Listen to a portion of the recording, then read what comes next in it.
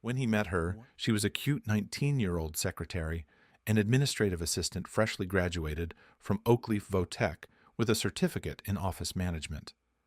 Her large brown eyes sparkled beneath shoulder-length blonde hair, and her small round face was accentuated by a little button nose. She had a chipmunk smile, with her two front teeth sticking out just a bit more than the others. Standing at 5 feet 2 inches, she was on the short side. Her breasts were barely a handful, a 32B, and her belly still bore the paunch from her recent pregnancy. Her hips and buttocks were slightly wide for her petite frame, and her legs were a bit thick. At 27, he was handsome, with thick brown hair, striking blue eyes, and a straight, white smile. He was tall, 6 feet 3 inches, and broad-shouldered. His jeans were filthy, and his shirt was stained with diesel and other grime. "Help you?" Carol Cooper asked. "Yeah. See if Tom's not too busy picking his nose to see Edgar Carroll," Ed smiled. "I heard that," Tom Mills called out from his office. "He'll see you now," Carol said. 1993, Peterbilt 379, Ed rattled off as he entered his insurance agent's office. "Miles?" Tom asked, already scribbling. 104, Ed replied, settling into one of the low chairs. The two men finished their paperwork. Ed wrote out a check, and they caught up on the latest news. "Oh, heard Frankie's getting himself hitched?" Tom asked. "Girl from Alabama?" Ed asked, shaking his head in disgust. "Serena? No, he's marrying Allison Childress," Tom corrected. "No, well, good for him." "Yes, sir, good for him. But what happened to that Serena? Damn, what a bitch, huh?" Ed remarked. "You mean my girlfriend?" Tom asked, trying hard not to smile. "And a good-looking girl, too," Ed quickly added, suppressing his own grin. "Uh-huh. Oh, forgot to tell you. Premiums are doubling next month," Tom said. "Really? Doubling, huh?" Ed responded. "Now, if you were to say you were sorry," Tom hinted. "Uh-huh," Ed smiled. "See you later," Ed said after they had run out of people to talk about. The girl quickly closed the game of solitaire she had been playing on the office computer. Ed smiled at her, and she returned his smile. His greasy, stained clothing was a huge turnoff for Carol Cooper, but his taut backside looked mighty good in his snug jeans. His broad shoulders stretched the filthy T-shirt nicely, and from behind she noticed he wore his thick brown hair in a ponytail. "Who was that?" Carol asked Tom. "Edgar Carroll," Tom replied. "Friend of mine from grade school. He stopped a 4th grader from beating me up. When I opened Oakleaf Insurance, he was my first customer." He smiled at the short girl. Her dress was a bit too short for a professional office, and her legs were a little too thick for such a short dress, but she was young and inexperienced. He could let her dress code slide for now. "Want me to tell him you like him?" Tom teased. "I don't know," Carol said truthfully. "Mama's already complaining enough about having to watch Annabelle when I'm here." Another customer came in, and both Carol and Tom forgot about Edgar Carroll for the afternoon. "Hey, see Captain Ugly ain't run you off yet," Ed said as he came into the office a few weeks later. "Don't have mirrors where you live?" Tom asked. "They all broke last time you were there," Ed said, walking past Carol's desk. "And how's your beautiful, charming girlfriend?" "Broke up with her. Got tired of her non-stop bitching," Tom admitted, shaking Ed's hand. "What you got this time?" "Service Bay, Oakleaf County Public Vehicles," Ed said proudly. "Damn, damn, damn, no kidding. You got it," Tom said happily. "By the way, girl," Tom said after they'd finished with the mountain of paperwork. Ed asked, jerking his thumb over his shoulder toward Carol's desk. "Uh-huh. Might want to ask her out," Tom suggested. Ed thought about it for a moment, even glancing back at the open doorway. Then he shrugged and smiled. Carol quickly shut down her game of solitaire when she heard Ed leaving Mr. Mills's office.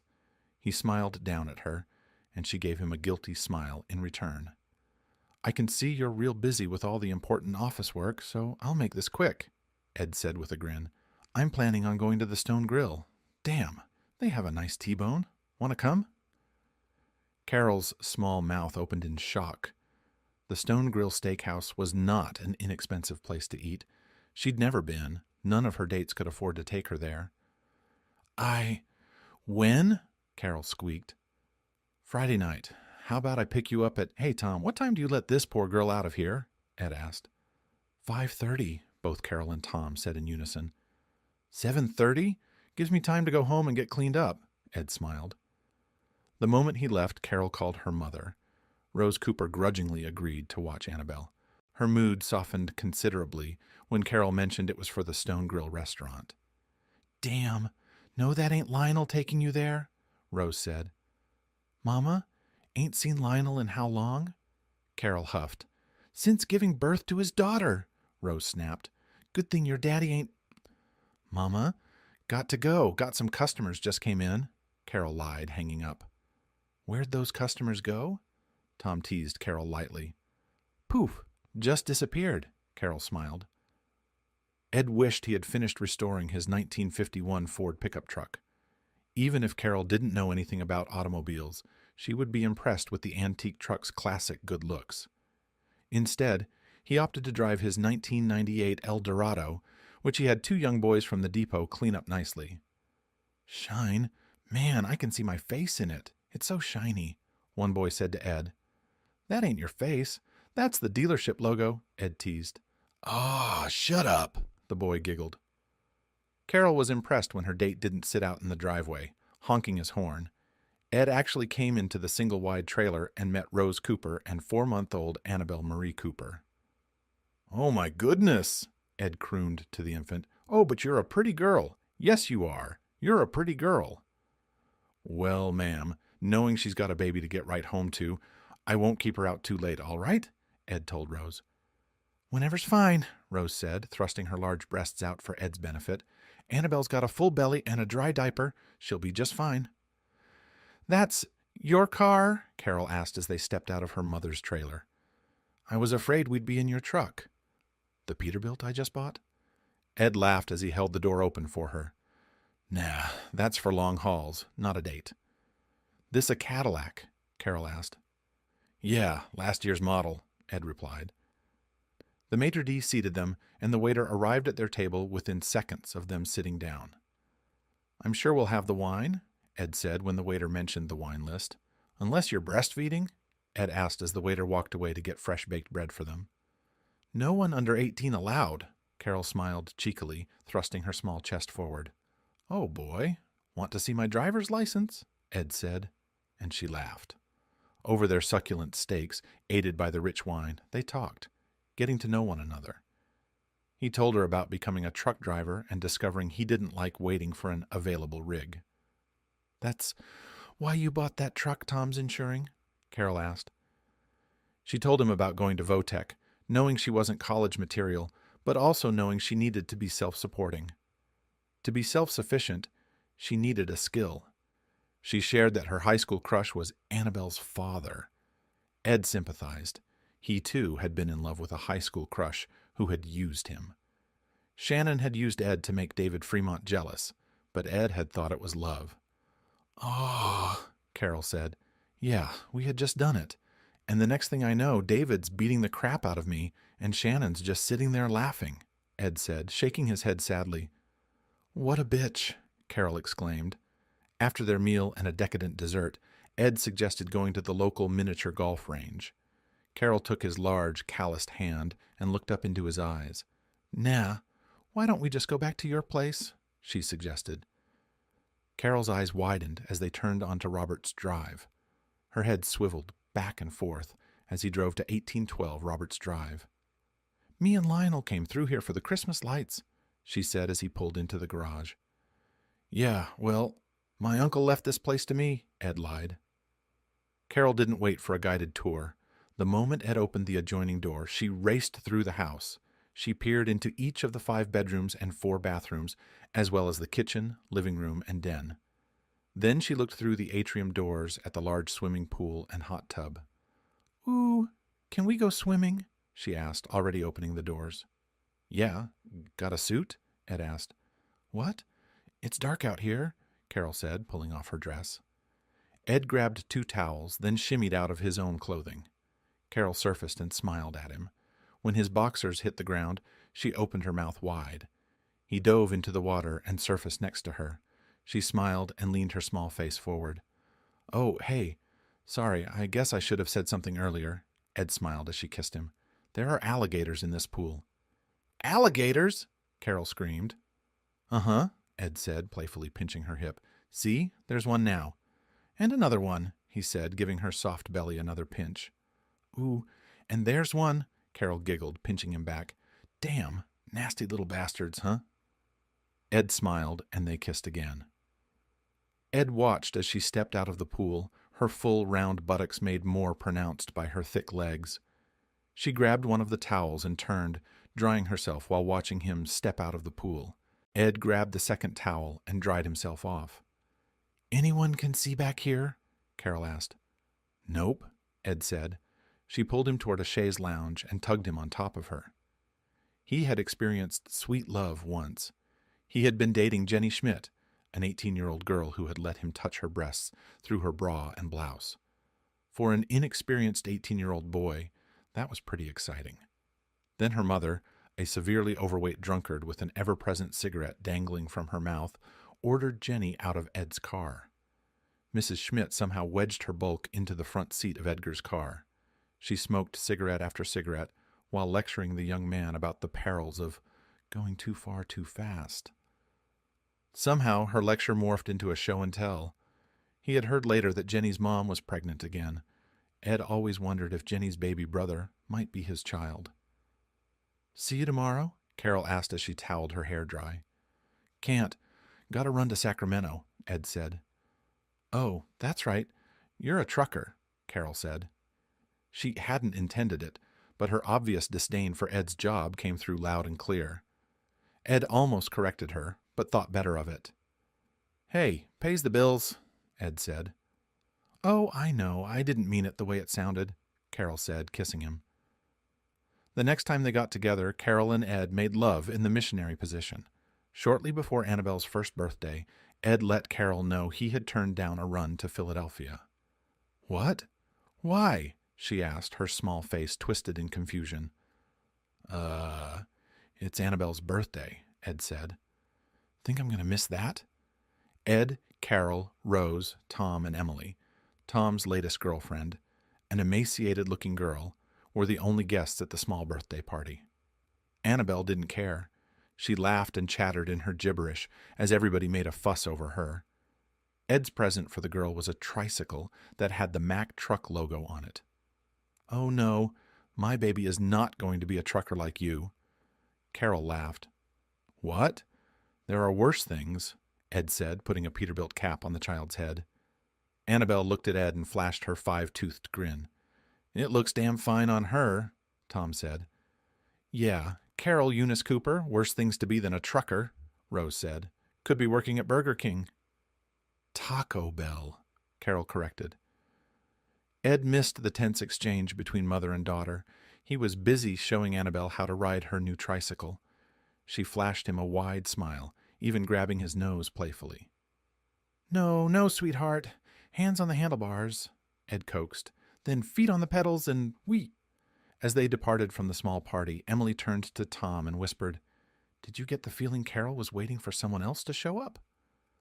I thought it was just me, Tom agreed. Ed was the next to leave. At the door, Carol hugged him tightly, then surprised him with a deep kiss. I love you, she whispered against his chest. Love you too, Ed said. The next time she came over, Ed packed Annabelle and her tricycle into the car. The trailer park had only a gravel driveway, not ideal for a little girl learning to ride. In Ed's long driveway, he crouched down and pushed Annabelle around in circles. Finally, when his knees felt like they would never straighten again and his back was stiff, he scooped the giggling girl into his arms. Da-da! Annabelle squealed. Wait until you see the swimming pool, young lady, Carol enthused to her delighted daughter. Since it was still daylight, Carol squeezed into a bathing suit, despite Ed's wondering why she bothered with the 2 scraps of material. He further impressed her by changing a smelly diaper before handing Annabelle back to her mother. Then, Ed changed out of his jeans and t-shirt into swimming trunks. Mother and daughter sat on the steps, and Ed delighted them both by ducking underwater and nibbling on Annabelle's toes. All right, y'all stay out here as long as y'all want, but Daddy's going to start on our burgers, all right? Ed finally said. Annabelle whined, reaching for Ed. So everyone had to get out of the pool, dry off, and then troop into the house. Carol put a dry diaper on Annabelle, then joined Ed in the large kitchen. "Daddy, huh?" Carol teased Ed. "Hey," she started it. Ed smiled. That night, as Annabelle lay sleeping on a pad, Carol pulled Ed on top of her. They had an interesting time in bed. A few months later, Carol discovered she was pregnant. This time, the father did not slap her face. This time, the father didn't snarl that he couldn't possibly be the father. This time, the father did not refuse to have anything to do with her. This time, the father spent $7,000 on an engagement ring. Carol wore the platinum and diamond and sapphire ring proudly as she sat at her desk at Oakleaf Insurance. Tom was there when Carol noticed an odd stickiness. Tom drove Carol to the hospital when she cramped up horribly. From the hospital, Tom called the dispatcher at Oakleaf Freight and asked them to get word to Ed. Carol had miscarried. Ed finished the run to Portland, Oregon in record time. He was back 2 days after Carol had been discharged from the hospital. "Guess you're going to want this back," Carol said dejectedly, working the ring off her finger. "What? Why?" Ed said tearfully. "'Cause I ain't knocked up no more," Carol said, then burst into wailing sobs. Their wedding was a simple ceremony at the Friendship Christian Church in Sweet Oak, Texas. Neither Ed nor Carol were churchgoers, but Reverend Brandon Wright shrugged. "Are you members of my church? I'd charge you $50 for the ceremony, since you're not members." "It's $100, Brandon said. "A bargain at any price," Ed declared. Carol did not take Edgar's last name. She did not even hyphenate it, as was the norm. "Seriously?" she sneered when Ed voiced his displeasure. "Carol Carroll? Or Carol Cooper Carroll? Sounds so stupid." "Don't care what her name is. Just get her out of my house," Rose joked. Another pregnancy 2 years after their marriage also resulted in a miscarriage. Carol demanded that Ed get a vasectomy. I don't think so, but thanks for playing," Ed said. So, any interesting time in bed had to be with condoms, until the final seconds of their coupling. "Ed, damn it, why do you have to park that ugly thing right in front of our house?" Carol snapped angrily as she entered the house. She was referring to a brand new Peterbilt 379 tractor. "Because it won't fit in the garage," Ed said, looking up from where he and Annabelle were playing with Legos. "Park it down at the yard and drive your stupid truck, huh?" Carol snapped, stomping up the stairs. "Yeah, good to see you too. Yeah, I missed you." "Yeah, Boston is a far drive, but I made good time," Ed said. Carol realized she had sounded harsh. Ed had been gone for 4.5 days, and instead of greeting him with hugs and kisses, she greeted him with criticism. "Hey, those trucks pay the bills," Ed said, standing in the doorway of their bedroom. "I got a raise," Carol snapped, her contrite mood evaporating before she could apologize for her earlier behavior. "Pays the light bill, maybe," Ed thought to himself, but didn't say anything. By the time they had finished dinner, bathed Annabelle, and finally got the baby to sleep, Carol was ready to welcome her man. They had another interesting time in bed. In the morning, Carol admitted she wasn't feeling fulfilled at Oakleaf Insurance, even with the raise. Ed fed Annabelle while Carol listlessly pushed her grits and scrambled eggs around on her plate. "What do you think would make you happy?" Ed asked, wiping the strawberry jam from Annabelle's sticky fingers. "Tom hired this woman, Annette. God, what a nightmare. But he hired her because she has a broker's license. Ed, all she did was take some classes, and they handed her the license." "I know more than she does," Carol ranted. "Watch the language, sweetheart," Ed said gently. "Little ears hear everything." "Like you never swear," Carol retorted. "I do not," Ed insisted with a grin. He looked at Carol seriously. "Honey, if you want to go to school, just say the word.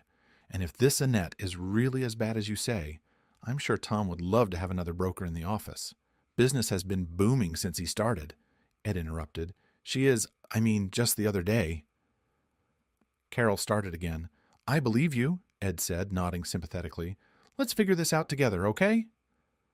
Rose had suffered a stroke and could no longer watch Annabelle, so the toddler now attended Stagecoach Day Care. On Ed's long-distance hauls, Stagecoach kept Annabelle from 7:30 in the morning until 9:15 in the evening. Annabelle enjoyed being with her friends there, but she was happiest when Daddy was home and could spend the whole day with her. Carol excelled as an insurance broker, bringing in new clients for Oakleaf Insurance. However, she resented using her own money for household bills. Typically, Ed parking his Peterbilt in front of the house for a few days would quell any arguments. Carol would chip in towards a bill, and Ed would park the tractor at Oakleaf Freight Lines. Ed objected when Carol used a bonus check to make a down payment on a brand new Lexus. He pointed out that the roof needed replacing, the pool had a crack that needed repairing, and they had just enrolled Annabelle in Friendship Christian Academy for pre-kindergarten. She threatened to withhold their intimate time together. Ed's calm response only fueled her frustration. "I might just be a dumbass trucker, honey," Ed said, "but it seems to me there's 3 people living here. To make this a home, we all got to pull our weight." "I hate you," Carol snarled, grabbing the keys off the counter. "Uh-huh," Ed shrugged. Carol felt deeply embarrassed having to return the Lexus. She resented having to pay for Annabelle's schooling as well. Linda Wright, the head administrator, sensed her frustration, but wisely kept silent as Carol slammed the check onto the desk. After 3 years of hard work and scrimping, Carol finally got her Lexus. However, it brought her no satisfaction. She still lamented having to return the first one. She also resented the expense of Annabelle's tuition at St. Catherine's Elementary School. "I pay taxes. There's Sam Houston Elementary School right there," Carol spat. "Seriously? Seriously? A 4th grader brings a gun to school, shoots 3 kids and a teacher, and you're seriously okay with our daughter going there?" Ed asked, incredulous. Carol had no argument, so she grudgingly wrote out a check for school uniforms. Annabelle sensed her mother's displeasure when she had 3 cavities at her next dental checkup. Whose genius idea was it to check basic dental care anyway?" Ed quipped when Carol complained about their portion of the $720 dentist bill. On evenings when monetary discussions loomed, Ed knew he could expect no intimacy from Carol. His apparent indifference to this fact only seemed to irk her more. Whenever she saw the bills piling up or sensed they were about to discuss finances, Carol simmered with anger. By the time they actually sat down to talk, she was often in a rage. What infuriated her even more was Ed's calm, non-confrontational approach to discussing their financial issues, the necessity of expenses, and the strategies they needed to take. He never raised his voice or reacted to her outbursts. He simply laid out the facts. "Why do we even bother talking, huh, asshole?" Carol screamed at him. "Huh? You know what you're going to do anyway. Just go ahead and do it, asshole." "Oh, baby, when you talk like that makes me want to take you right here, right now," Ed said dryly. "You do, and I'll scream," Carol retorted. "You're already screaming," Ed pointed out, then swept her up. He carried her, squirming and snarling, all the way to their bedroom. She continued to protest as he tossed her onto their king-sized bed. They made passionate love. Through St. Catherine's, Annabelle got involved in soccer. Ed studied the sport as best he could and spent time in the backyard with Annabelle and Grace Timmons, her best friend from the neighborhood, practicing soccer with both girls. By now, Annabelle had grown into a spitting image of her mother. Long blonde hair, a round face, and a slight chipmunk smile.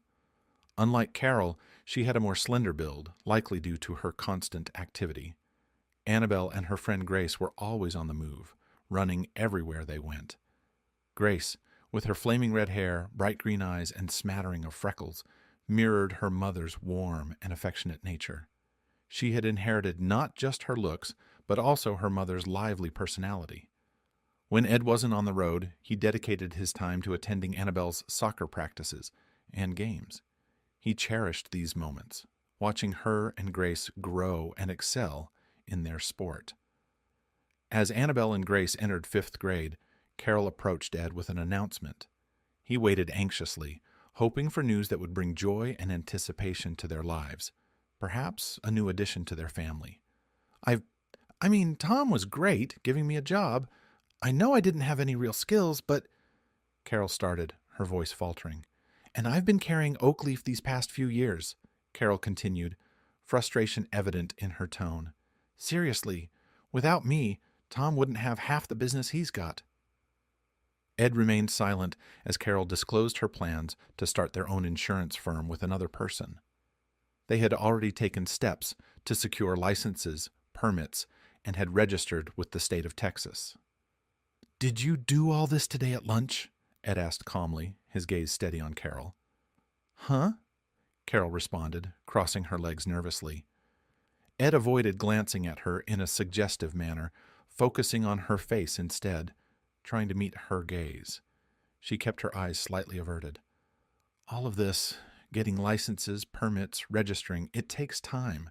Tells me you've been planning this for a while," Ed said, his anger starting to simmer. Carol shifted uncomfortably. She finally met Ed's increasingly tense expression, then quickly looked away again. "And I'm just now hearing about this?" Ed's voice tightened. "Well, I mean..." Carol stumbled over her words. "You mean you just didn't want me to talk you out of this?" Ed guessed correctly. Finally, Carol met Ed's eyes directly, her face twisted with bitterness. "Damn right," she snarled bitterly. "If I had talked to you, you would have talked me out of it. Just like with the damn Lexus." "Go ahead, Carol. Do whatever you want," Ed sighed, the anger draining from his voice. "Just make sure there's money for your share of things around here, and make sure there's time for our daughter." "Oh, I'll make sure there's time for my daughter," Carol hissed scornfully. "Don't worry about that." "Uh-huh. Like all the time for her soccer games," Ed taunted. "Damn it! How many of those dumb games do they even have?" Carol complained. "Does it matter?" Ed retorted. "We haven't made time for a single one yet. So whether she has one game or 100, it really doesn't matter, does it?" A few days later, Carol proudly showed Ed the business cards they had printed.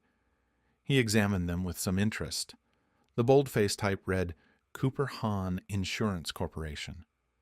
To Ed, the typeface didn't look professional or businesslike. It seemed somewhat immature. But he kept his opinion to himself and nodded towards the phone number. "Is this the best way to reach you?" he asked. "Actually, you'd need to call my cell. It's routed to a call center in India," Carol admitted. The thing people liked about Oakleaf was that they called Oakleaf and Oakleaf, Ed remarked. Carol's flushed appearance indicated she didn't appreciate his observation. Hoping to shift the mood, Ed added a caveat. "But then again, Oakleaf was kind of small potatoes, huh?" he remarked casually as he pocketed the card. Later, they made love. Afterward, as they lay cuddling in bed, Carol told him about the new computers they'd installed and the network system they'd set up. "By the way, who is this Hahn anyway?" Ed asked curiously. Instead of responding directly, Carol shifted the conversation to Annabelle's newfound interest in basketball. "I'll set up a hoop tomorrow," Ed promised. "Why bother? She'll try it a few times, get bored, and then we'll be stuck with some eyesore in the driveway," Carol complained.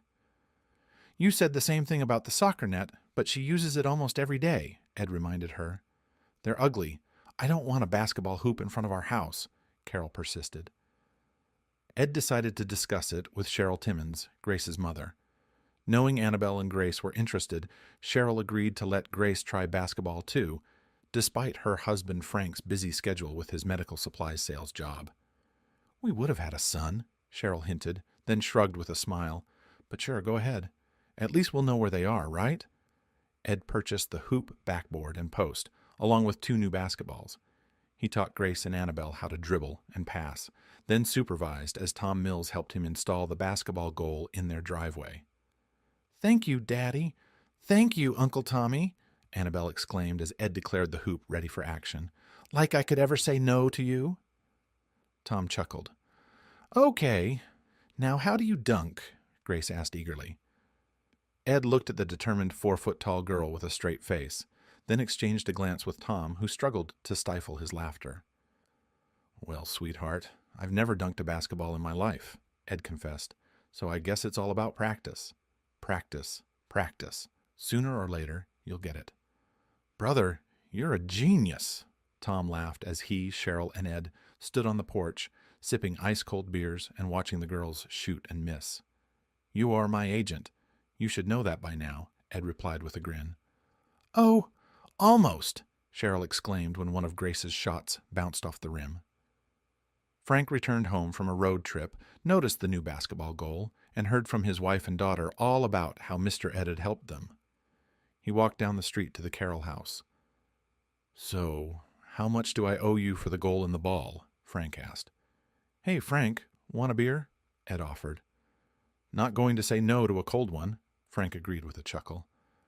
"Frank, we know where the girls are. They're staying out of trouble, getting fresh air, exercise," Ed reasoned as Frank brought up the cost again. He gestured toward his meticulous front yard and immaculate garden, noting the absence of oil spots on the driveway. "My wife wouldn't let us dirty up her driveway. Your wife said go right ahead. So, Frank, how much do I owe you?" Ed asked. "Another beer and we'll call it even?" Frank suggested, shaking Ed's hand. When Annabelle and Grace started their freshman year at Sacred Ascension High School in Oakleaf, they quickly earned the nickname the Tornado Defense. Opponents found it challenging to guard against both girls, and Annabelle excelled as a ferocious rebounder. Grace, though unable to dunk, demonstrated remarkable skill in sinking three-pointers. Carol attended one of Annabelle's games, but found it too noisy and the gymnasium too foul-smelling. She struggled to follow the game, feeling lost as players swiftly transitioned from one end of the court to the other. Next to her, Ed and Cheryl were cheering, screaming, and laughing. "You see that? Did you see that?" Ed yelled excitedly at Carol. Carol just wanted to go home, soak in a nice bubble bath, and sip some wine. "See what?" Carol asked wearily. "See what? Annabelle just stole the ball. That poor girl didn't even know she didn't have it anymore," Ed said enthusiastically. Oakleaf High School mounted an impressive offense, but in the end, the Tornado defense fought back. Annabelle blocked the opponent's shot, passed it to Grace, and Grace sent the ball sailing through the air. It swished through the net effortlessly. Yeah, that's the way you do it," Ed screamed proudly. Then Ed had a run to Miami, Florida. Outside of Fort Walton Beach, the hurricane brewing in the Atlantic appeared to veer towards the eastern front. Ed was rerouted to Gulf Shores, Alabama. Another trucking company would handle the shipment to Miami after the hurricane either diminished or made landfall. "Oh, you're home," Carol squeaked nervously as she stepped into the house. "Yeah, hurricane," Ed replied casually. I didn't..." Carol started, trying to edge toward the doorway. "What happened to your hair?" Ed asked calmly. "Guess whoever you're spending interesting time in bed with doesn't bring you a clean washcloth, huh?" Carol put her purse down on the table. She avoided eye contact. I guess there's no easy way to say this," she mumbled reluctantly. The divorce proceedings were bitterly contested. Carol had never allowed Ed to legally adopt Annabelle, denying him any visitation rights with his daughter in the end. During their marriage, Carol had insisted on a prenuptial agreement, stipulating that each party would retain what they brought into the marriage and split any assets acquired during it. However, when Carol and Lionel Hahn formed Cooper Hahn Insurance, she demanded a separate agreement that shielded her business from any divorce settlement. In the event of her death, ownership of the business would pass to Annabelle Cooper, with Lionel Hahn acting as guardian and trustee of Annabelle's estate. Ed had vehemently objected to this arrangement in its original form. He had only encountered Lionel a few times and held a deep disdain for the man. In Ed's eyes, Lionel Hahn was a self-serving individual. The short, pudgy man with a receding hairline had smirked when Ed revealed he was a truck driver. However, that smirk faded quickly when Ed calmly pointed out that he had been a dedicated trucker for nearly 20 years.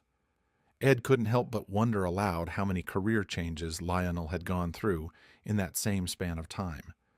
Even Carol admitted that Cooper Hahn nearly didn't materialize. Initially, Lionel had registered the business under the name Hahn Cooper Insurance, going so far as to print thousands of business cards and letterheads featuring the Hahn Cooper logo. Ed's attorney, Teresa White, had taken the original document and revised it so that both Ed and Lionel would need to mutually agree on any decisions concerning Annabelle's estate in the event of Carol's death.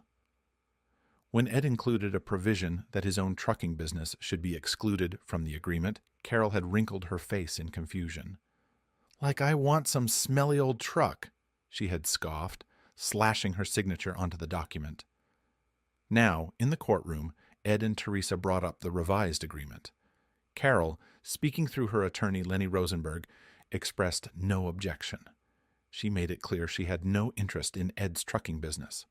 Regarding the house, Ed insisted that it should remain Annabelle's residence while she attended Sacred Ascension High School. However, upon Annabelle's graduation, Carol would be required to vacate the premises. Ed emphasized that the house had been his before their marriage. Teresa then addressed Judge Howard Anderson regarding another clause. "Unless Miss Cooper decides to host Lionel Hahn for an overnight visit," she stated firmly, "in which case Miss Cooper will be obligated to vacate the residence within 48 hours. Carol reacted with disbelief. "You ain't got no right to tell me." "It's my house," Ed interjected calmly. "I have every right to say I don't want that man in my home." "Mr. Carroll," Judge Anderson warned sternly. "Well, Your Honor, what am I supposed to call him?" Ed retorted. "He knew she was married, yet he seduced her anyway. I don't want my daughter around that kind of man." "She's not your daughter," Carol screamed at Ed. "Get that through your thick skull, asshole. She's not your daughter. She's Lionel's daughter, you dumbass." After a tense moment of silence, Ed let out a slow breath. "Then all the more reason I don't want that snake in my house," Ed insisted. "Where was her father when she needed to learn how to ride a bike? Where was her father when she wanted to go out for soccer? Basketball. She's only 14 and already 3 colleges are asking her to commit. Where was this Lionel asshole when Tommy Bordelon broke up with her and Annabelle thought it was because she was fat and ugly?" "Oh, let's all applaud Edgar Carroll, the most wonderful daddy in the whole wide world," Carol sneered sarcastically. "Please, for the love of God, shut up," Lenny begged his client. Annabelle was devastated when Ed and Carol announced their divorce. The news angered her mother when Annabelle insisted on going with Ed rather than staying with her. Upon learning she would have no visitation with Ed, her father, Annabelle was crushed. Carol tried to be loving and supportive, but eventually her frustration boiled over, and she slapped Annabelle across the face. "Grow up, huh?" Carol snarled. "Think this shit's easy for me either?" Lionel attempted to connect with his daughter. Annabelle stared at him blankly as they sat in the Pizza Hut restaurant. Hey, your mom says you like basketball," Lionel attempted a smile. Annabelle continued to stare. Lionel's smile faltered. "Say something, Annabelle," Carol interjected sharply. "Something," Annabelle replied flatly. That guy says I can't come to your house, but..." Lionel stumbled over his words. "My daddy's not the asshole here," Annabelle snapped, cutting him off. "He's not your daddy. Get that through your head, all right?" Carol snapped, her voice cutting through the noise of the crowded restaurant. Heads turned toward their table as Carol's frustration boiled over. "All right, he's not your daddy. Lionel is... I don't expect you to call me daddy or anything." Lionel mumbled, visibly uncomfortable under the scrutiny of onlookers. "Good," Annabelle retorted sharply. Lionel also attended one of Annabelle's basketball games. His expression soured when he spotted Ed in the stands. His anger flared when Annabelle joyfully exclaimed, "Daddy!" and rushed into Ed's arms. "Go get him, Tornado," Ed encouraged with a warm smile. "Hi, Mr. Carroll," Grace greeted, blushing deeply when Ed hugged her too. Lionel noticed Grace's obvious crush on Ed, which only fueled his resentment toward Ed Carroll. Throughout the game, Lionel felt increasingly out of place and bewildered by the fast-paced sport. To him, it was just a bunch of tall, gangly girls running back and forth, bouncing an orange ball and shouting at each other. Ed and Cheryl were enthusiastic supporters in the bleachers, their voices ringing out loudly. Lionel gritted his teeth as Ed cheered for Grace and Annabelle, and his frustration peaked when the girls, along with their teammates, turned to smile up at Ed. That was his daughter. He was her father. Annabelle Cooper should be smiling, beaming at him.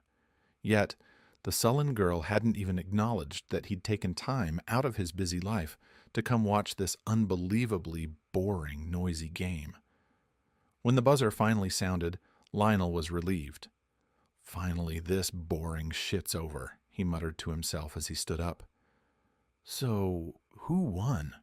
he asked the woman next to him, not bothering to hide his impatience. "No one yet. It's halftime," she replied, adjusting her posture defensively. "But Ascension's ahead by 12. "Jesus, how long does this shit go on?" Lionel grumbled. "Watch your language. There are kids around," she chided, pointing out the obvious. "Oh, whatever," Lionel retorted, irritated, and stomped away from the stands. A few months later, the final divorce decree arrived at the one-room apartment where Ed was living. He owned the entire building, a complex that also included a truck stop, a truck wash, and a repair depot at the front. 9 of the 32 apartments were rented out to fellow truckers. None of his tenants or employees knew Ed as anything other than another trucker, an anonymous face who ate at the truck stop a few nights a week and fueled his rig at the depot. He was just another solitary man who found solace in drinking ice-cold beers at Gearbox, a country western bar favored by truckers, where the beers were cold and the hamburgers greasy and satisfying. Ed felt a wave of loneliness and weariness wash over him as he read through the cold, impersonal legal document. It was just a few sheets of paper stapled together, filled with fancy legal jargon and stamped with a judge's signature. Deciding against heading to Levi's, the gym run by Levi Baylor, a former boxer, where he could release his bitterness on a heavy bag, Ed opted instead for the Gearbox. There, he could drown his sorrows with an ice-cold draft beer and a greasy cheeseburger. Right now, that sounded more productive, more suited to his current state of mind. "Hi, sugar. What are you thirsty for?" greeted a cute brunette with magnificent mammary glands as Ed settled at a table away from the jukebox. She had a round face, a pug nose, and pouting lips. A few of her teeth were slightly crooked, reminding Ed of his own imperfect upbringing. It seemed likely that, like him, her parents hadn't splurged on orthodontic braces. "I'll have a draft, cold as you can get it," Ed smiled, making an effort to maintain eye contact with her warm brown eyes. Her hair was long, thick, and parted on the right side, with blonde highlights mingling in the deep brown strands. Most of it was tied back in a ponytail, but loose strands kept falling into her eyes, prompting her to brush them away. This motion caused her impressive chest to subtly sway, drawing Ed's gaze from her inviting lips to her ample curves. He couldn't help noticing the hoop piercing in her navel, a dangling heart that twirled with her movements as she waited for his order. "And what the hell? Give me the blue cheese bacon cheeseburger and an order of those onion rings. I ain't got nobody to kiss," Ed smiled, trying to lighten his mood. "Aw, sugar. I'll kiss you if you're nice to me," the girl teased, flashing a mischievous smile. "How nice do you have to be?" Ed grinned at her cheeky response, feeling a bit lighter. "You know, you're the first one ever asked me that. Let me think about it." When she brought him the bill for the burger, onion rings, and 2 beers, she suggested a 20% tip. Ed handed her 2 20s and told her to keep the change. "Hell, I was going to give you a kiss on the cheek," she said coyly. "But for this?" She wrapped her slim arms around his neck and planted a surprisingly steamy kiss on his lips, her tongue teasing his in a playful dance. "Lizette, damn it. I don't care if that's your daddy or not. Don't be doing that kind of shit in here." Jimbo, the short, rotund bartender, bellowed over the catcalls and whistles of the other patrons. "Jesus, Jimbo, like I'd kiss my daddy like that?" Lizette Davis retorted, unfazed. "Damn, girl, what did you do if I gave you 100? Ed teased the attractive girl. "Don't know," Lizette giggled. "Give me 100 and we'll find out." "What time you get off?" Ed asked. She didn't answer, just giggled and flounced away. But when Ed returned to his small apartment, the divorce papers still lay on the table, a stark reminder of his current reality. Carol, on the other hand, received the papers as well. She didn't bother reading them, casually tossing them onto the counter alongside that month's utility bill and the latest repair bill for her Lexus. Then she thought, now that she was divorced, Ed's petty rule about Lionel not spending the night was null and void. After dinner, after sending Annabelle to her room to do her homework, Carol picked up the phone and called Lionel. For Lionel, this was sweet revenge, spending intimate time with Carol Cooper in the bed Ed had paid for, in the house that Ed owned. It would also be satisfying to witness the look of defeat on Annabelle's face when she saw him in her home and finally accepted his presence. He was her father. There would be no more denying him. "Oh, woman, just how foolish can you be?" Myrtle Owens, the retired school administrator from across the street, exclaimed. Myrtle watched the dumpy man with the obvious comb-over pull into the Carroll driveway with his small suitcase. She shook her head at the sight and almost chuckled as Carol Cooper opened the door, shot her an irritated look, and then glanced away. "You can glare all you want, Carol Cooper," Myrtle clucked. "I'm not the one throwing away a beautiful home. And for what? For him? Over Ed Carroll?" "Thank you, Mrs. Owens." Ed sighed into his cell phone when Myrtle called him. The next morning, Lionel sat at the breakfast table, enjoying the sight of his daughter's sullen glare, when a loud banging at the door startled Carol away from the stove. She and Lionel exchanged a worried glance. "Got that?" Carol asked, her tone edged with defiance. Lionel hesitated, but Annabelle's triumphant grin nudged him toward the door. "Well, well, if it isn't you," Teresa White, Ed's attorney, greeted with a tight smile. "According to the divorce decree, you're to vacate immediately, Carol Cooper." "What nonsense!" Carol snapped, recognizing Ed's lawyer. Her gaze darted to the two police officers standing by Teresa's side. "You can't be serious." "Oh, but I am," Teresa said coolly, gesturing towards the officers.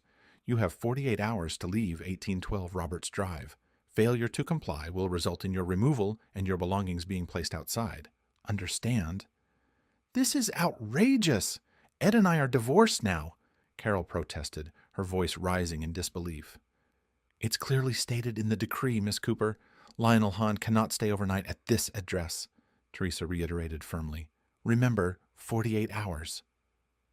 "Thanks a lot, Mom," Annabelle shouted angrily at her mother as the reality sank in. With the police officers in tow, Teresa documented the condition of the home with photographs, emphasizing the ticking clock before she departed. "I'll kill him," Lionel vowed through gritted teeth, his anger simmering beneath the surface. "And I'll make sure to testify to that, loud and clear," Annabelle promised with a determined glare. After finishing her breakfast, Annabelle got ready for school, while Carol and Lionel prepared for another day at Cooper Hahn Insurance. At the office, Carol broached the idea of her and Annabelle moving in with Lionel. Well, you see," Lionel stuttered, clearly uncomfortable. "Oh, for heaven's sake, Lionel, you're still living with your mom, aren't you?" Carol realized with a mixture of exasperation and disappointment. "Yeah, but it's paid for. Doesn't cost me anything to live there," Lionel retorted defensively.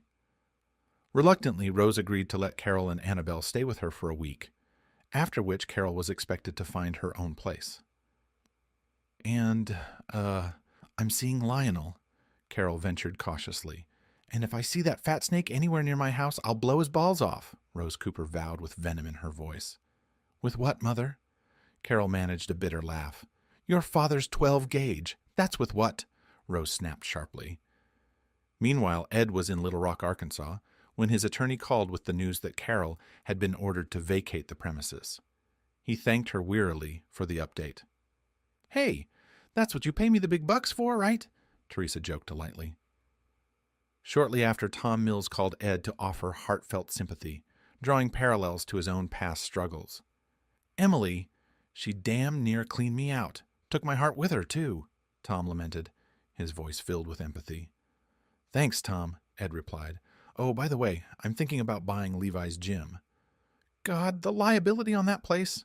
"Forget it, please," Tom pleaded. "He's still training fighters, right? Brother, buy a Planet Fitness, or anything else but that place, please."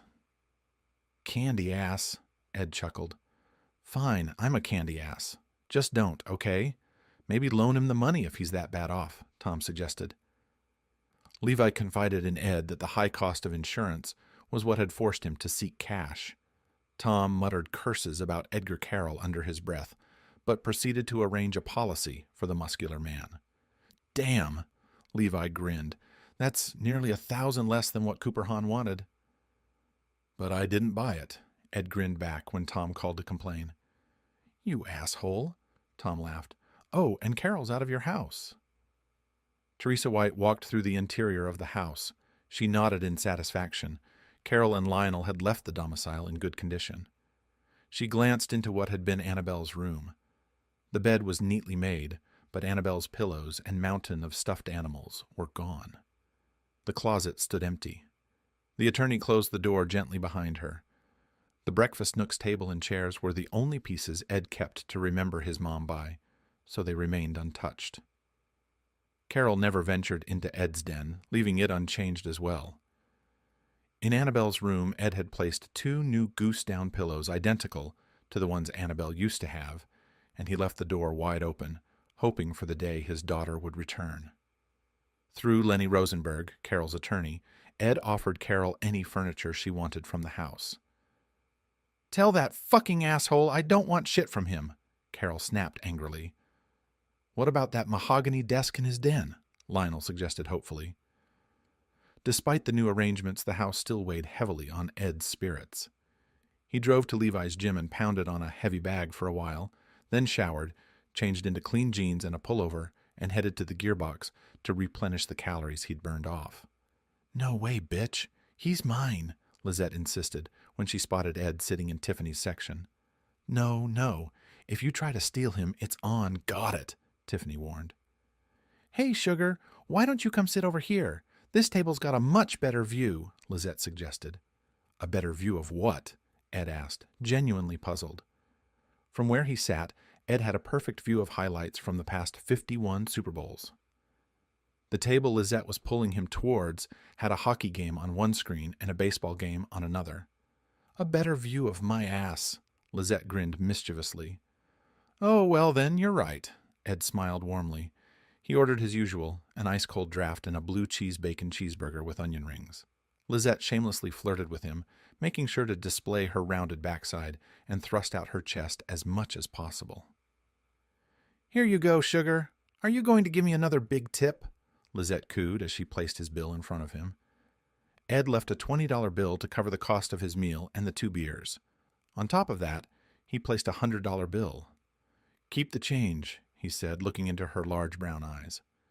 Lizette glanced at the Ben Franklin, then back at his handsome face. I get off at 11, she said coyly. Need a ride home? Ed asked. Uh-huh, she replied, pocketing the $100 bill. Later that night, Tiffany intentionally took customers from Lizette's section twice. Before it could escalate into a fight, Jimbo intervened threateningly. I don't care who started it or who did what. I'm ending it, and it ends here, he snarled. I've got a stack of girls willing to take your place right now, got it? Yes, sir, the 2 19-year-old girls sullenly agreed. Mean it. Bounce both your asses right now, if any more shit goes on, he snapped. Ed pulled up in his fully restored 1951 Ford F-150 truck. Lizette, now dressed in a long T-shirt over her denim shorts, gave the truck a quizzical look. Ed opened the passenger door for her, and she climbed up into the truck. Is this one of them Sanford and Son trucks? She asked when Ed got into the driver's seat. Yeah, he admitted. Oh, she said, unimpressed. Now, where am I taking you? Ed asked. Ain't shit open, huh? I'm hungry, Lizette replied. Oak Leaf Truck Stop, Ed pointed out. You like omelets? Lizette asked. Yeah, I don't think they got omelets, but, Ed began. Stop by Burns unless you already got all the stuff at your place, Lizette ordered. Ed mulled it over in his mind. He hadn't even looked in the refrigerator or pantry, so he had no idea what he had at home. At Burns & Burns grocery store, Lizette leaned against Ed as they pushed their cart up and down the aisles. She made sure to rub against him, showing him that she wore no bra underneath the long T-shirt. She also kissed him frequently, lip to lip. By the way, how old are you? She asked as they started placing the buggy's contents onto the conveyor belt. 41, be 42 next month, Ed smiled. You? Damn, you're old enough to be my daddy. I'll be 20 in about 3 months, she admitted. Lizette might not have been too impressed with his truck, but when he turned onto Robert's drive, she perked up. "Oh, hey, at Christmas? I love coming down here to look at all the Christmas lights," she said. While Ed ferried bags from the truck to the kitchen, Lizette had already started crisping up the thick slab of bacon. She chopped up green onions and a whole tomato while the bacon sizzled and spattered. "Give me that half and half," she ordered. "Where's a mixing bowl?" "What's the difference between a big bowl and a mixing bowl?" Ed asked. "One's what a 40-year-old would call it. The other's what a 20-year-old would call it," Lizette said, and efficiently broke 5 eggs into the large bowl. "Cold, woman, just cold," Ed laughed as he finished carrying in the groceries. Over the omelet, which she'd divided in half, Lizette admitted that she hated working at the gearbox, but it was better than the last job she'd had. She'd been a sales clerk at Valerie's Notions. "Owner's this big old dyke. Only reason she hired me was she wanted to be my girlfriend," Lizette said. "Valerie's, oh yeah, that's that little card shop," Ed said. "They're on Pembroke." After cleaning up, Lizette asked where the powder room was. Ed showed her to the half bath in his den. Before shutting the door, she bounced up and kissed him, sliding her tongue into his mouth. He returned to the kitchen and poured himself another cup of coffee. Carol could never seem to get the hang of making a decent cup of coffee. One time, she'd even forgotten to put the filter into the basket. Lizette, however, knew how to make a good cup of coffee. Ed gave the coffee an appreciative sniff before stirring in a heaping teaspoon of powdered creamer. "Daddy? Where are you, Daddy?" Lizette playfully called out. "In here, in the kitchen, Princess," Ed called back. He could hear Lizette's high-heeled shoes clicking on the white-tiled flooring. When he called her Princess, the shoes hesitated for a split second. "Oh, there you are," Lizette said, entering the kitchen. Her long brown hair had been done up in a thick braid when she'd entered the bathroom. It was now hanging down loose, hanging down to her knees. Her lips shone with lip gloss. Her lips were full, moist, curled up in a playful little smile. The smile revealed her slightly askew teeth. Her belly was slim. Her navel ring still sported the little heart that twisted and twirled as she walked, perched on her high heels. Her legs were well-formed, lightly tanned. Ed drank in the sight of her, his cock straining at his jeans. "Hi, Princess," Ed said. "Hi, Daddy," Lizette said. She reached out her arms, and Ed stepped up and pulled the nude girl in for a kiss. "Take me to bed, Daddy," Lizette whispered into Ed's ear when he released her lips. She squealed when he scooped her up. She giggled as he jogged to the stairs. In his bedroom, Ed laid Lizette onto the bed, and they made sweet love. "Damn, wonder if I'd tipped you 1,000, huh?" Ed wondered out loud as he put the slimy face cloth onto the nightstand. "Don't know," Lizette giggled. "Give me 1,000 and we'll find out." She then lost her smile and cuddled up to him. I'm not an easy girl, though," she whispered, all playfulness gone.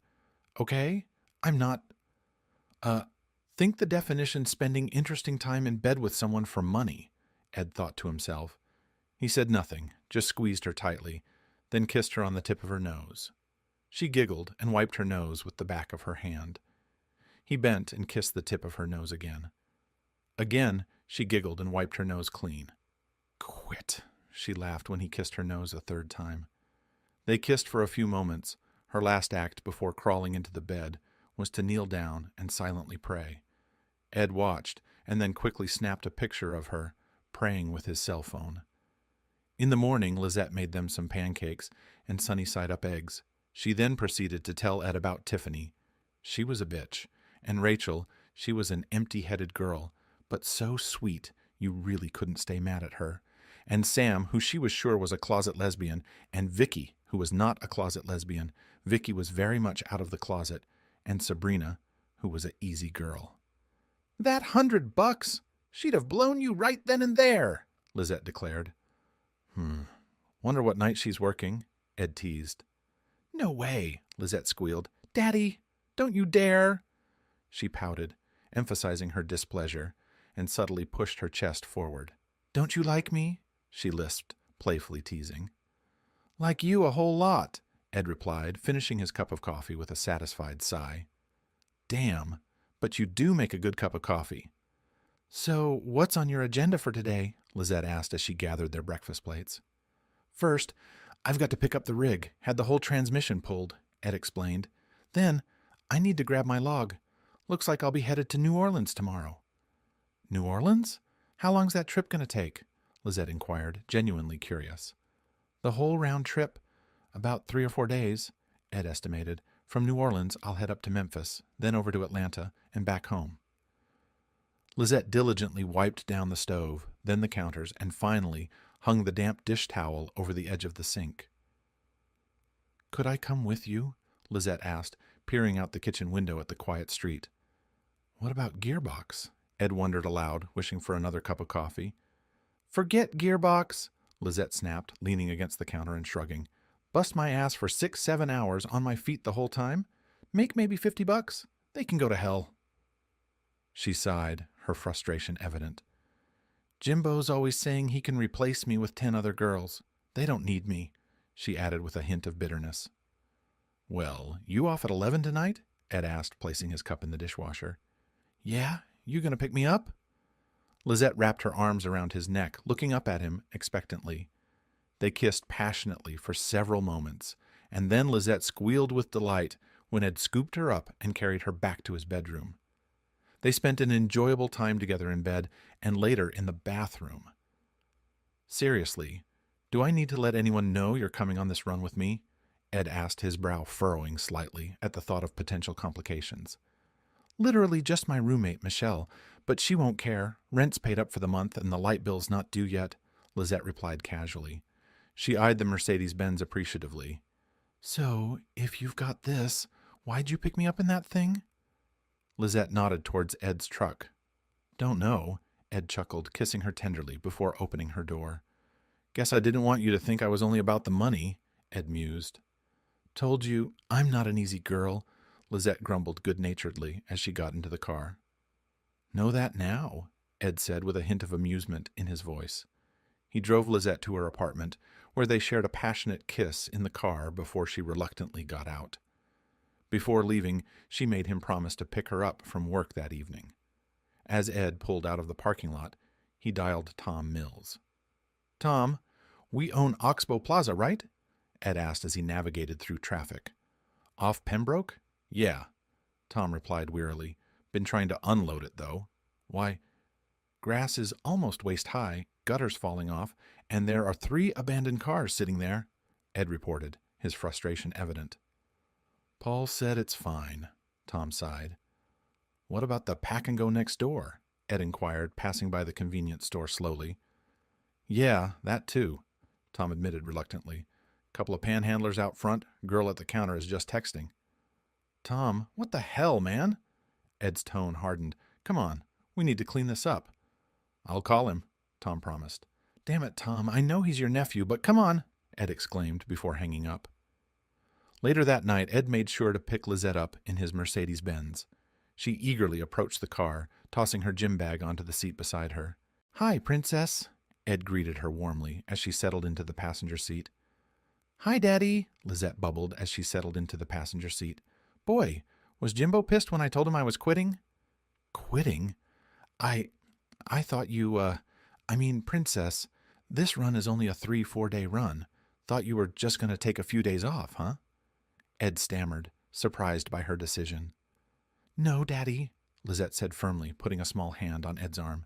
No, I'm going on all your runs with you from now on. Huh, Ed murmured, processing her declaration. God damn, what time is it? Lizette groaned when Ed woke her at 3:30 the following morning. Early enough, Ed smiled, gently teasing, but it'll be pretty late if we don't hurry up. He scooped her up in his muscular arms. Lizette smiled and kissed him on the lips before he set her down gently. Hey, Lizette, you can sleep in the rig, Ed offered. No, you're driving. Need to be up, she insisted groggily, pulling on her tennis shoes. Oh? And why's that? Ed chuckled as she sleepily got ready. It's my job, she muttered. Need to keep you awake. Oh, okay, Ed nodded, amused by her determination. Been staying awake just fine without your help, he muttered to himself as he checked that he had everything he needed. By 5:18 they were on I-10, heading east.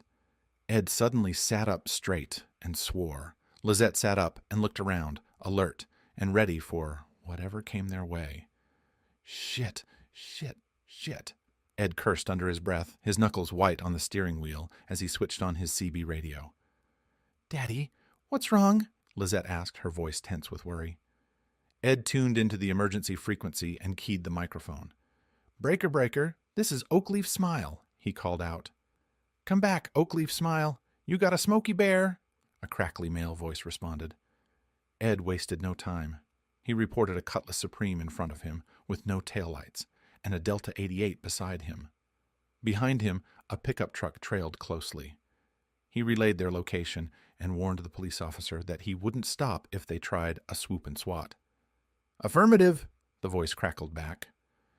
Just as predicted, 2 minutes later, the Delta 88 accelerated and cut sharply in front of the rusty Cutlass Supreme. Lizette screamed as Ed's truck collided with the Cutlass, sending it careening wildly across 4 lanes of highway. Soon, the highway erupted with the flashing lights and blaring sirens of 3 police cars. Ed breathed a sigh of relief and carefully brought the rig to a stop on the shoulder of the highway.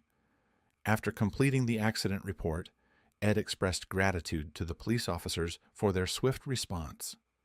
Once back on the road, Lizette, still visibly shaken, couldn't help but ask, "What happened back there?" "It's these swoop and swat scams," Ed explained in a hushed tone. "Cars cut in front of you suddenly, causing a collision. Lately, it's gotten worse with swoop and swat and shoot, where they kill the driver and steal the truck." "Oh my God," Lizette gasped, her eyes widening in disbelief. "I don't care much about what's in the trailer, but there's some valuable stuff in the cab," Ed continued. "So when I saw that pickup tailgating, I knew it wasn't going to end well, and I wasn't planning to stop for them." "What do you have in the rig?" Lizette asked, her curiosity piqued. "You," Ed replied softly. "Like I said, what's inside matters more to me. You are my priority." As they neared New Orleans, Lizette's exhaustion from the eventful morning caught up with her, and she dozed off against the passenger window. Ed woke her gently upon arrival. Lizette glanced around in wonder. It was her first time leaving Oakleaf. Texas and New Orleans didn't match her expectations. It appeared rundown and neglected. However, her mood brightened slightly after sampling a shrimp po' boy and sipping on a Barks root beer from a small local eatery. "Damn, ain't nothing belch like Barks, huh?" Ed exclaimed after letting out a tremendous belch. "Daddy, what do you say?" Lizette chided him. "Ah!" Ed shrugged. "No, you say excuse me," Lizette giggled. "No, you say excuse me. I say ah," Ed corrected. "So, on the radio, you called yourself the Oakleaf Smile?" Lizette asked as Ed maneuvered the tractor, without the trailer, to a depot in New Orleans' CBD section. "Oakleaf Smile," Ed affirmed. "Back when I started driving, I had braces. The girl at the orthodontist's office told me I'd have a smile prettier than anyone in Oakleaf. So, I named myself Oakleaf Smile." By the time they reached Atlanta, Lizette had taken to calling herself Oakleaf Princess. She hadn't quite mastered all the trucker lingo and often asked Ed for translations, but she was enjoying herself chatting with the other drivers. "So, when's our next run?" Lizette asked as Ed parked his rig at the Oakleaf depot. "Probably in 2 or 3 days," Ed replied with a smile. "And how old do you have to be to drive a truck?" Lizette asked as they strolled to Ed's Mercedes-Benz. 21, Ed replied. "Well, when I'm 21, I'll get my license so I can do some of the driving. Okay, Daddy?" Lizette said. He didn't ask her where she wanted to go. He drove to 1812 Roberts Drive. In the bedroom, Lizette stripped out of her clothes, pulled on the same T-shirt she had worn earlier, and crawled into bed. "You're on my side," Ed remarked. "I know," she giggled. He wrapped his arms around her, and she sighed contentedly. When he woke up 5 hours later, his left arm was numb from loss of circulation. "Love you, Daddy," Lizette mumbled as Ed pulled his left arm free. "Love you too, Princess," Ed replied. After using the bathroom and returning to bed, Ed mentioned breakfast. "I'll get up in a minute and fix us something, okay?" Lizette offered. "No, I've got a hankering for Stone Grill," Ed said. "Ever had one of their steaks?" Yeah, every day. So sick of the place," Lizette replied sarcastically. "Give me any lip, I'll put you over my knee," Ed playfully warned.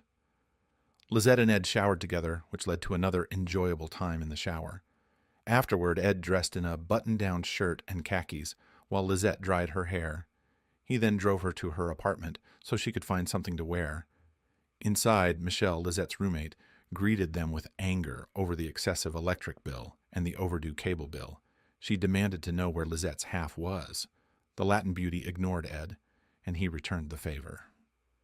Finally, Lizette emerged from her room and modeled a sleeveless pink dress that hugged her slim hips and sweet backside, reaching to mid-thigh, showcasing her beautiful legs. "How much to break your lease with that little bitch?" Ed asked angrily as they left the apartment.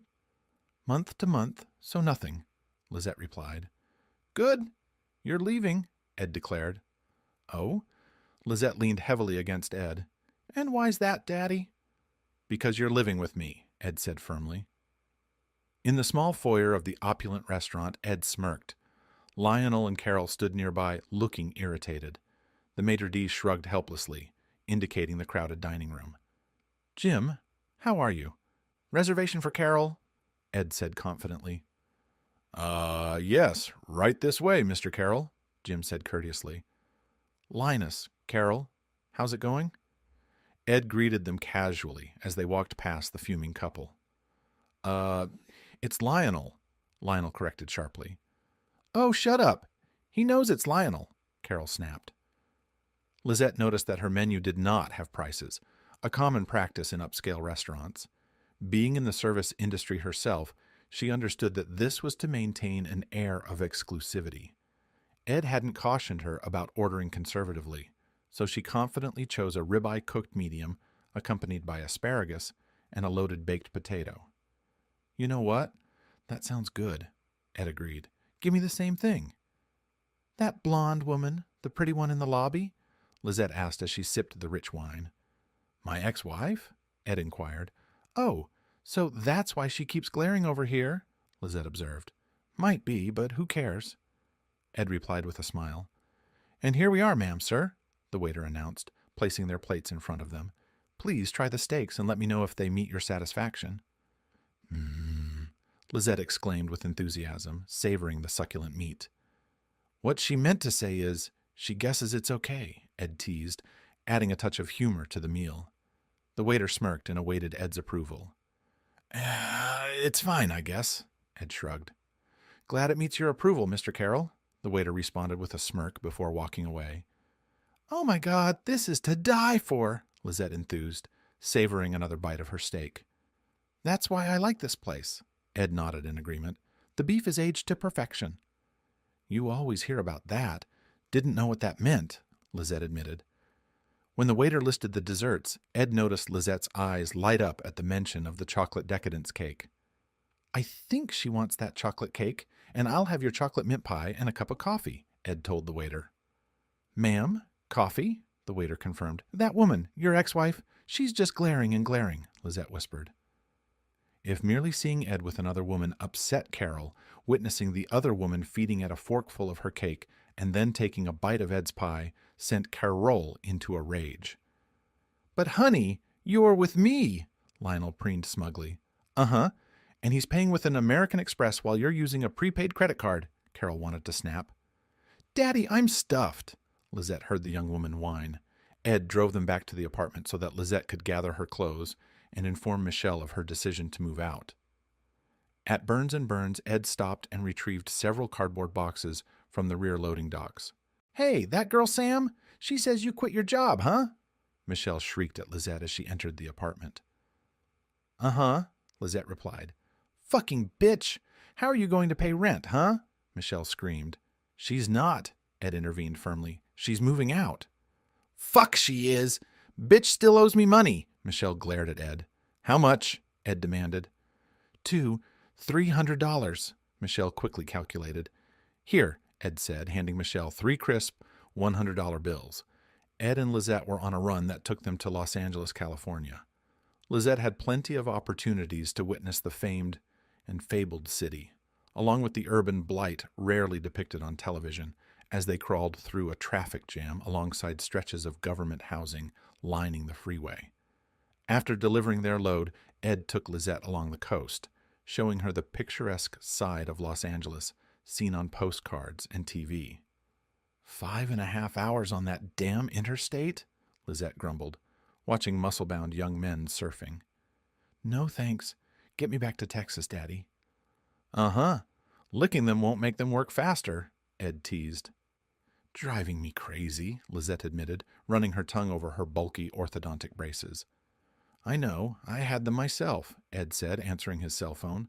Tom, what's up? Don't know if you've seen the news, Tom said urgently. We're on the road in Los Angeles, Ed replied. Well, a tornado tore through Oakleaf about 4 hours ago, Tom informed him. Is Annabelle okay? Ed immediately asked, alarmed. What? Lizette exclaimed, sitting up.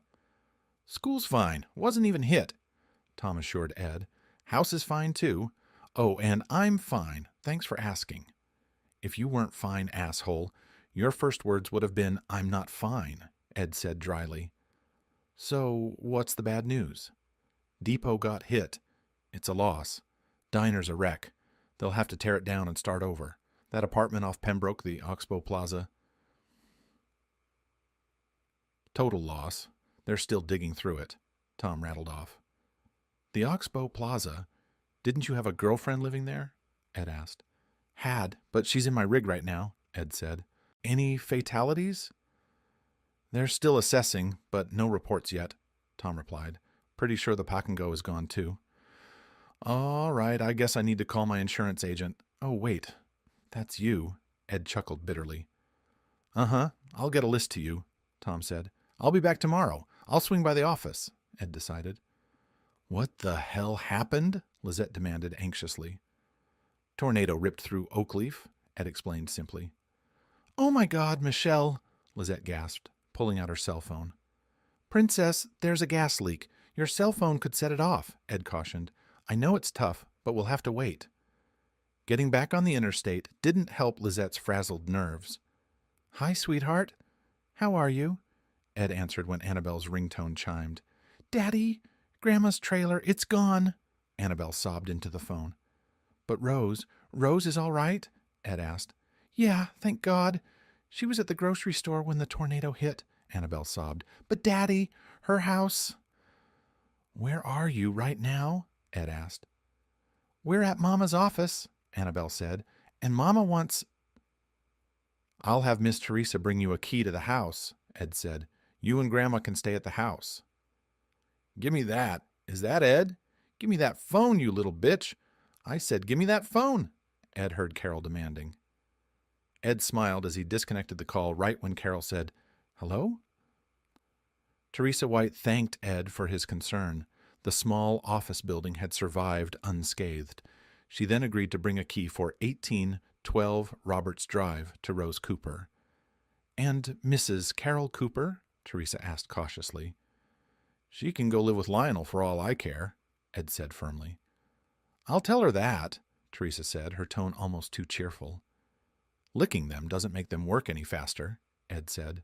Shut up, butthole, Lizette retorted, running her tongue over her braces again. Ed drove straight through the night without stopping. The ugly gray dawn revealed the devastation that the tornado had wrought upon his beloved community. Tom met him at the office. Together they reviewed the list of Ed's properties that had been affected. Tom couldn't help but notice Lizette, young and beautiful, in a pair of cut-off denim shorts and one of Ed's button-up shirts. She is legal, right? Tom finally whispered to Ed. 19 and a half, Ed teased. I'm 20. Got these stupid braces for my birthday, remember? Lizette corrected. Sorry, 20 and a half, Ed amended. All right. Anything salvageable from the pack and go? What about the diner? Already sorted that yesterday, Tom smiled. I knew you'd think of it. And the employees? They're being compensated? Ed asked. Already taken care of, Tom assured him. Oh, and give yourself a nickel raise, huh? Ed said with a wry grin. Not a nickel more an hour, just a nickel. Lizette giggled, and Ed flashed a fond smile at her. Got a crew coming in from Low Ridge to work on the depot tomorrow, Tom informed them. We've got 37 trucks just sitting there, waiting. Then loan them out to help with the cleanup, Ed suggested. Offered.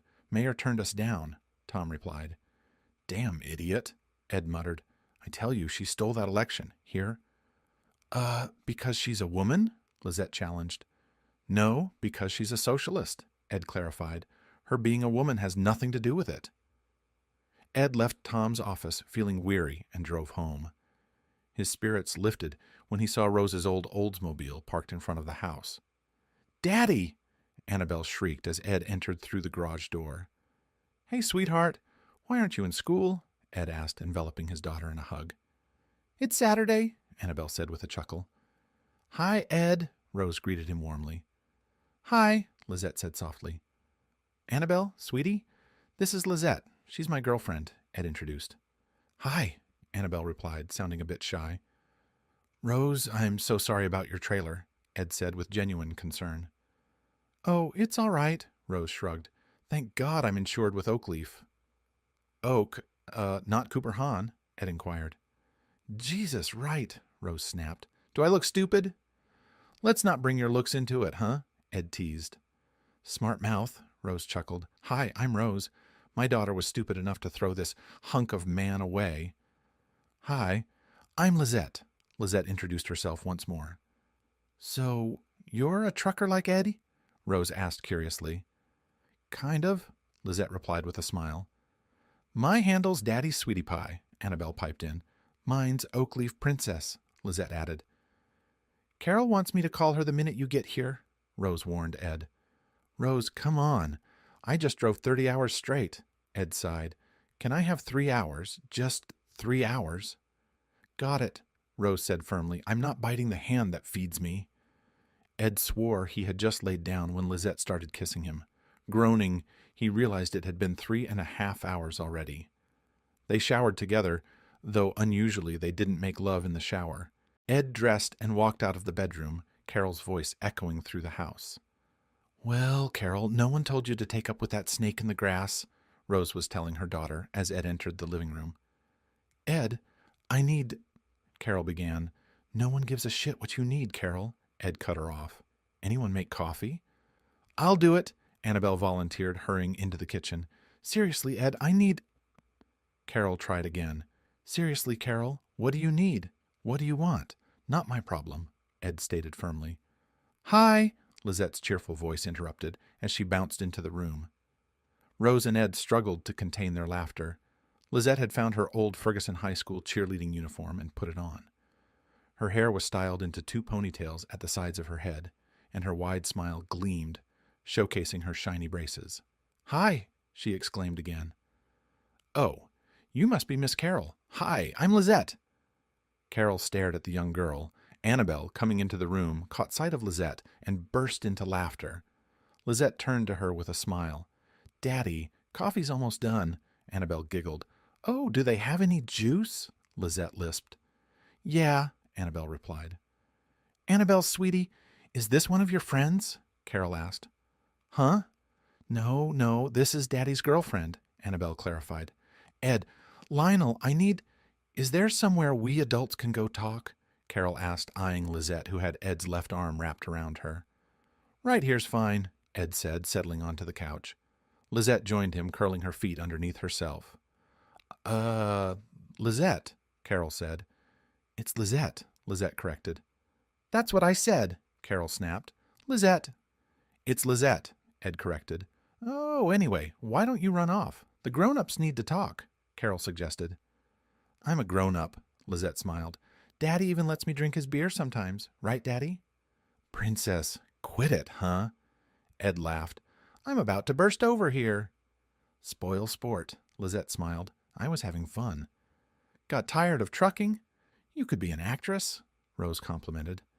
Wait, you're a trucker? Carol asked, surprised. That's a big 10-4, good buddy. You've got the Oakleaf Princess here, Lizette said proudly. Cream, right, Daddy? Annabelle called out. Make it blonde, Lizette agreed. Annabelle carefully carried the mug into the living room. Ed took a cautious sip, then smiled. The coffee was terrible. Annabelle must have used 3 tablespoons of grounds for every cup of water, but he swallowed it and beamed proudly at his baby girl. Almost as good as yours, Lizette, Ed complimented. Anyway, Ed, I, Lionel? Carol stammered. Annabelle, sweetie, why don't you and Grandma go... Oh, bullshit, Rose spat. I want to hear this. What did that idiot do? Carol's eyes filled with tears of bitterness. She set her jaw firmly and glared at Ed. Lionel ran off with all the money, she admitted. All what money? Ed asked. Cooper Hahn's and mine. He emptied the bank accounts, the checking, the prudent reserve, everything, Carol confessed. Cooper, and that tornado, Ed said. Damn, how are you going to pay all those claims? Forget about the claims. How am I going to pay the bills? Carol snapped. Your bills don't mean shit, Carol, Ed retorted. You've got clients who lost everything. Their insurance company needs to pay them. Are you listening to me? He cleaned us out, Carol shrilled. Who's your underwriter? Lizette asked. We didn't have one, Carol admitted. Oh, man, you are screwed, Ed laughed bitterly. Ed, I don't suppose you could, Carol stammered. Let Rose and Annabelle live here for as long as they need? Absolutely, Ed agreed. Remember? I wanted custody of Annabelle when we divorced. You did? Annabelle asked. You told me he didn't. Annabelle, he's not your father, Carol snapped. No, my father's running around with all our money, Annabelle taunted. My daddy? He's sitting right here. Ed, sweetheart, Carol started again. No, ma'am, Lizette interrupted. You don't get to call him sweetheart. Ed, could you... I need to borrow some money, Carol tried again. Borrow as in you'll pay it back? Ed smiled. And how are you going to do that? Lionel ran off with your business, remember? But what am I going to do? Carol whined. Don't know and don't care, Ed said. Did Casa Ola get hit by that tornado? The one by my house? Yeah, it's gone, Rose said. Damn, their enchiladas were good, Ed said. How about... No, Annabelle's not old enough for Gearbox. Ed, sweetheart, please, I need... Carol pleaded. Big problem all through our marriage right there, Ed said. It was always about what Carol wanted, what Carol needed. Well, right now, Ed needs something to eat. Oh, I'll see if Bully Burgers is open, Annabelle said excitedly. She grabbed her cell phone and quickly searched for the number, then hit send. Yes, are y'all open? You are? Oh, goody, Annabelle chirped. Well, I guess we're going to Bully's, Ed smiled. Yes, after my stroke, I really need that grease, Rose mock complained. Guess we can all fit in your car, Rose, Ed said. I am not going to Bully's in this, Lizette smiled as she got to her feet. Were you really a cheerleader? Annabelle asked as she and Lizette walked out of the room. Uh-huh. And the year I was head cheerleader, Miriam A. Ferguson won state, Lizette claimed. Bully Burgers was a hole-in-the-wall hamburger joint that had been standing barely for 53 years in the same location. The original cast-iron grill was still in use, and if the place ever caught on fire, it would be a 10 to 12 alarm blaze because of the 53 years of built-up grease. I want... Annabelle started. The cannonball with added pineapple, Ed guessed. Really? Lizette asked. Uh-huh, it's the best, Annabelle enthused. The cannonball has a half-pound of our ground round with 4 slices of thick slab applewood bacon, 2 slices of pepper jack cheese, and grilled jalapenos, Lizette read aloud. Ooh, Daddy, get me that too, okay? Add pineapple? Ed asked. Yeah, Lizette replied. What do old people eat? Rose asked. Don't know. Let's find an old person and ask them, Ed joked. But I'm getting the blue bully and their onion strings. Blue cheese sounds good to me, Rose agreed. Lizette and Annabelle declared their burgers the best, especially since Ed didn't want his pickles, so they claimed them. Rose complained about the sodium, the grease, and the cholesterol while polishing off her burger and shoestring fries. So, Carol, what did the police say? Ed asked as Carol sullenly chewed her way through a ranch bully. About what? Carol asked. About Lionel running off and taking the money? Ed clarified. Oh, I didn't... I'm kind of... Carol stammered. You are kidding me, Ed sighed.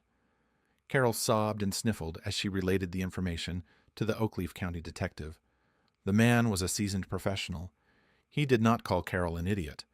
He did quietly point out that she should not give anyone access to her bank accounts. even if she was intimate with them.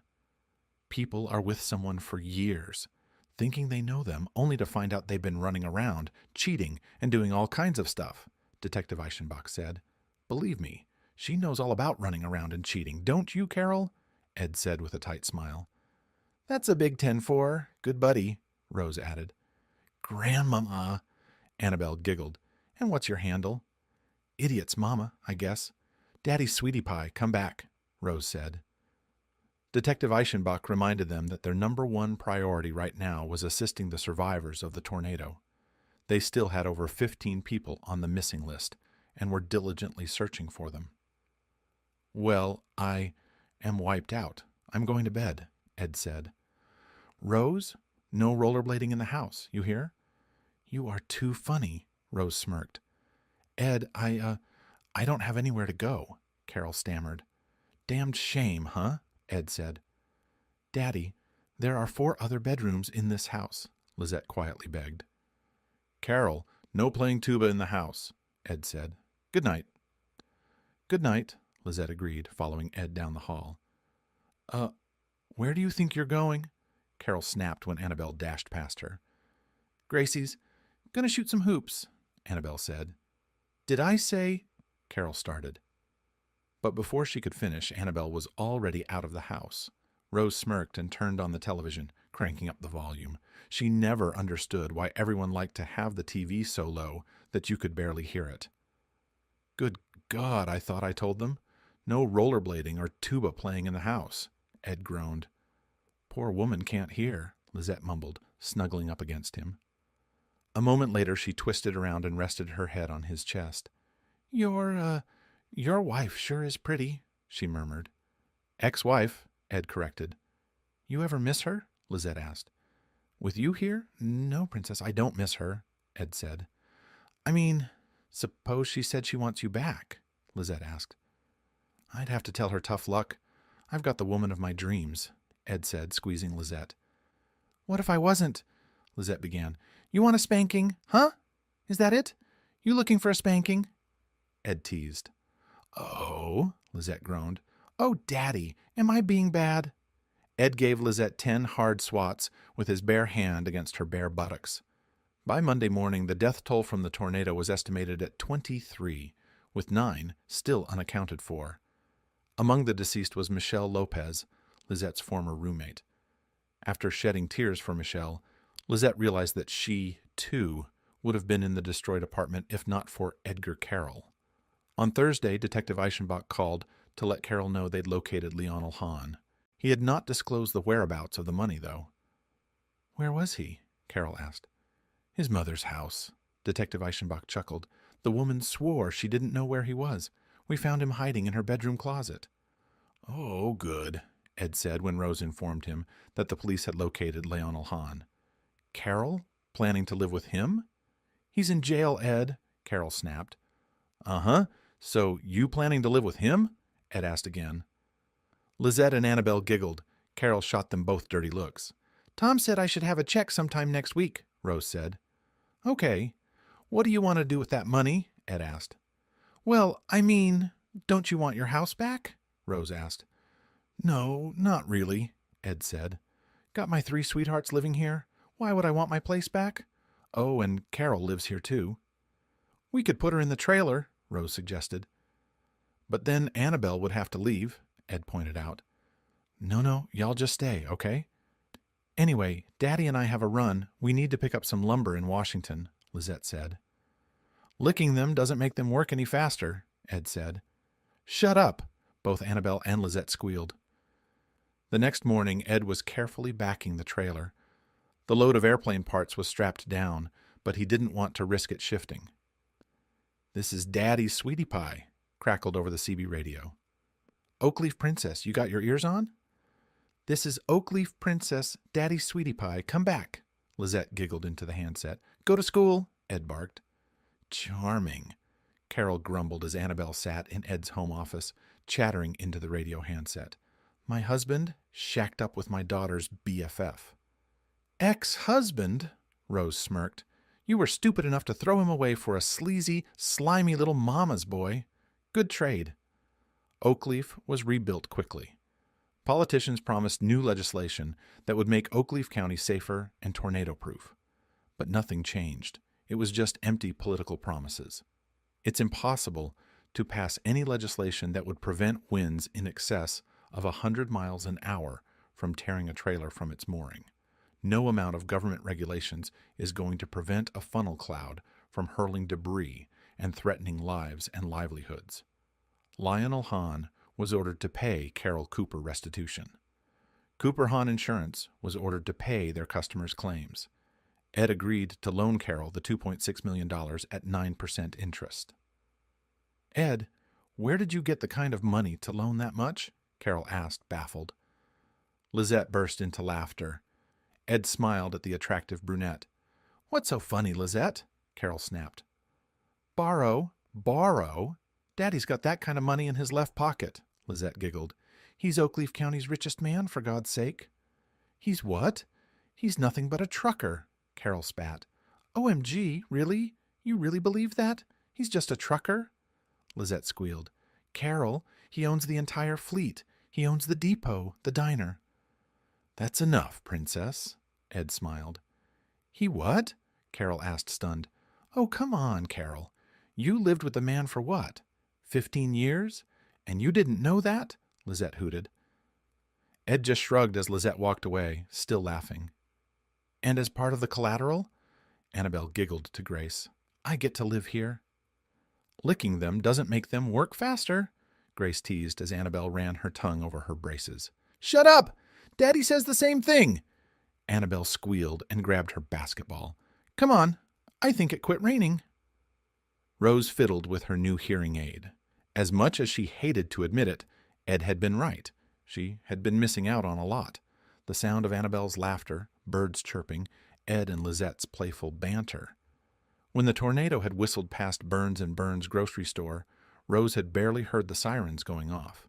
Everyone said the funnel cloud sounded like a freight train as it roared past the store. She had only caught a faint rumbling. "Unfortunately, I can hear how much you bitch and bitch and bitch," Rose snapped at Carol. "Other than that loan you know you'll never be able to pay off, what else is that man charging you?" "Nothing," Carol had to agree. "That's right, nothing. You live here in his house, eat his food, use his hot water, and he's charging you nothing. So quit your bitching," Rose said, and switched the television on. "Now shut up. General Hospital's about to come on." "My Lexus," Carol shrilled. "What about your Lexus?" Rose asked. "That first Lexus. If he had that kind of money, Ed could have just bought it for me," Carol snarled. "Did you ask for one?" Rose inquired. "Well, no, but—" Carol started. "No, you went behind Ed's back and bought it for yourself," Rose continued. "Annabelle's needs? Who cares? Ed's needs? Who cares? Carol wants a Lexus, and that's all that matters." "I saw to Ed's needs plenty," Carol argued. "And see how quickly Ed replaced you with someone who truly puts his needs first and her needs second," Rose said. "And what did you replace him with? Now, not another word out of you. My show's on."